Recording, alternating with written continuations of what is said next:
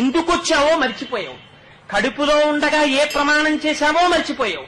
ఎన్ని కోట్ల జన్మల నుంచి ఇలా తిరుగుతున్నావో మర్చిపోయావు.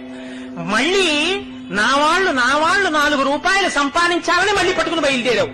ఇంత సంపాదించి నువ్వు పట్టుకెళ్లేదేముందో చూపించు. ఇంతకాలం నా కొడుకు నా కూతురన్న ఖాయము లోపల జీవుడు ఒక్కసారి ఉత్క్రమణం అయిపోయాడా? ఆ కొడుకొచ్చి నిలబడ్డా, కోడలొచ్చి నిలబడ్డా, కూతురొచ్చి నిలబడ్డా ఏమర్రా రెప్ప వెయ్యదు, మాట వినదు. మరి దేని గురించి రానికి తాపత్రయం? ఇవన్నీ కాకుండా ఇంకొకటి ఉన్నది అన్న నమ్మకం నీకుందా? నీ ఊపిరి తీయిస్తున్నవాడెవరు? నువ్వు తిన్న అన్నాన్ని జీర్ణం చేస్తున్నవాడెవరు? నీ కంటికి చూపుగా నిలబడి చూపిస్తున్నవాడెవడు? నీలో తృప్తిగా భాషిస్తున్నవాడెవరు?